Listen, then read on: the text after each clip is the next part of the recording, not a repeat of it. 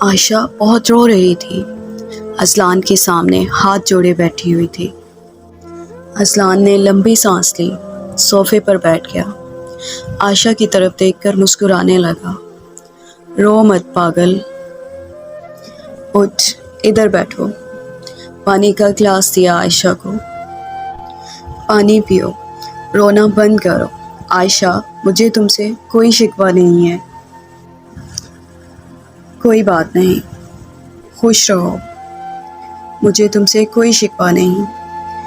جلدی سے دانش کو اٹھایا، اسے ہاسپٹل لے کے گئے۔ عائشہ بھی ساتھ تھی۔ دانش کو ہوش آیا تو اذلان سے معافی مانگنے لگا۔ اذلان مسکرانے لگا، پریشان نہ ہو، مجھے تم دونوں سے کوئی شکوہ نہیں۔ دانش کچھ بہتر ہوا۔ عائشہ بار بار کہہ رہی تھی، اذلان پلیز معاف کر دو مجھے، غلطی ہو گئی نا مجھ سے، پلیز مجھے معاف کر دو۔ گھر پہنچے، عائشہ گھر میں داخل ہونے لگی۔ اذلان نے ہاتھ کا اشارہ کیا، عائشہ رک جاؤ ادھر ہی، دانش تم میرے ساتھ آؤ۔ عائشہ کے کمرے میں گیا، اس کا بیگ کپڑوں سے بھرا دانش کی گاڑی میں رکھا۔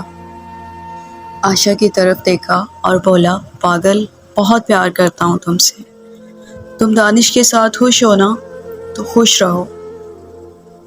میں تمہیں طلاق دیتا ہوں، میں تمہیں طلاق دیتا ہوں، میں تمہیں طلاق دیتا ہوں۔ عائشہ چیخ چیخ کر رونے لگی، اذلان پلیز مجھے معاف کر دو۔ اذلان نے دانش کے ہاتھ میں عائشہ کا ہاتھ دیا، جاؤ عائشہ، اب مجھے تم سے نفرت بھی نہیں رہی، جاؤ عائشہ، چلی جاؤ۔ عائشہ اذلان سے کچھ کہنے لگی، اذلان چیخ کر بولا، عائشہ پلیز چلی جاؤ، اس سے پہلے کہ میرا ضبط ٹوٹ جائے اور میں یہاں تماشا لگاؤں، بہتر ہے تم یہاں سے چلی جاؤ۔ عائشہ دانش کے ساتھ چلی گئی۔ اذلان بے حال ہو چکا تھا، وہ رونے لگا، تڑپنے لگا، زندگی سے نفرت ہونے لگی، جسے اتنا چاہا وہ بے وفا ہو گئی۔ وہ تڑپ رہا تھا، اب جینا نہیں چاہتا تھا۔ خودکشی کا ارادہ کیے وہ تیز رفتاری سے سمندر کی طرف کار چلانے لگا۔ عرفہ کی آج مہندی تھی۔ عرفہ کے ماں باپ نے 8 لاکھ میں ایک شخص کے ساتھ اس کا سودا طے کر دیا تھا۔ عرفہ نے بہت التجائیں کی، مجھے نہیں کرنی اس شخص سے شادی، پہلے ہی اس کی 4 دفعہ شادی ہو چکی ہے۔ لیکن ماں باپ تو بس عرفہ سے جان چھڑانا چاہتے تھے۔ عرفہ کی مہندی ہوئی، سب سو گئے۔ رات کے 2 بجے عرفہ گھر سے بھاگ گئی۔ وہ تیز قدموں سے، آنکھوں میں آنسو لیے بھاگے جا رہی تھی۔ اب سوچ لیا تھا خودکشی کر لے گی اور درد نہیں سہ سکتی۔ عرفہ کی عمر ابھی صرف 23 سال تھی۔ بہت دکھ دیکھ لیے تھے اس نے۔ وہ سمندر کے پاس پہنچی، بس آج کہانی ختم کر دوں گی، فنا ہو جاؤں گی۔ بہت بے بس تھی آج، ہاتھوں میں چوڑیاں تھیں، مہندی لگی ہوئی تھی۔ چاند کی روشنی میں وہ سمندر کنارے کھڑی ہو گئی۔ تھوڑی دور کار میں بیٹھا اذلان، عرفہ پہ نظر پڑی، ہائے زندگی، کیسے، کہاں، کسے ملاتی ہے، کون سے موڑ پہ لا کے کھڑا کرتی ہے۔ عرفہ چھلانگ لگانے لگی۔ اذلان جلدی سے کار سے باہر نکلا، جلدی سے آواز دی، میڈم، او میڈم رک جاؤ، ہیلو میڈم پلیز رک جاؤ۔ عرفہ نے مڑ کر دیکھا، کون آواز دے رہا ہے؟ سامنے اذلان کھڑا آواز دے رہا تھا۔ عرفہ اگنور کر کے چھلانگ لگانے لگی۔ اذلان اور قریب آیا، میڈم رک جائیں، بات تو سنیں۔ عرفہ چلا کر بولی، کیا ہے، کون ہو تم؟ میڈم آپ یہ کیا کرنے لگی ہیں؟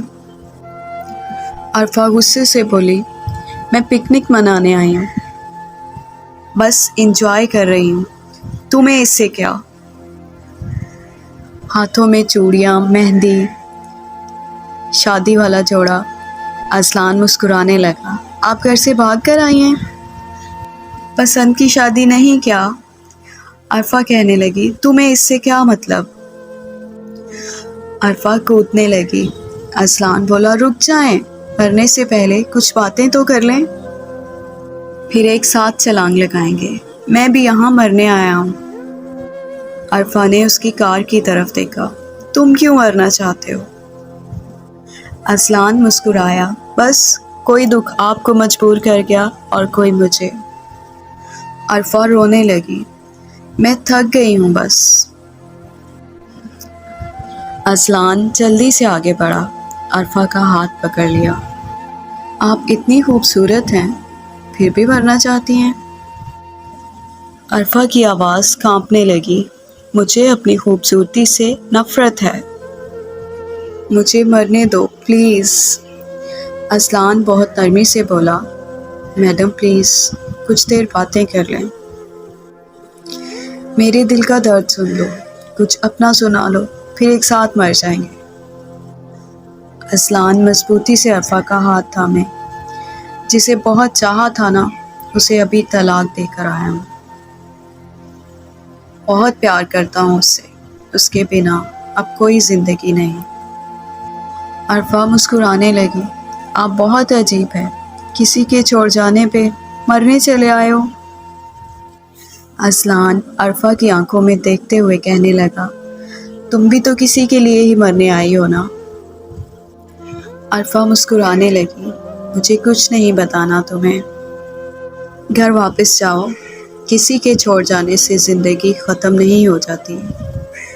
اللہ نے تمہیں سب کچھ دیا ہے، پھر بھی مرنے آئے ہو۔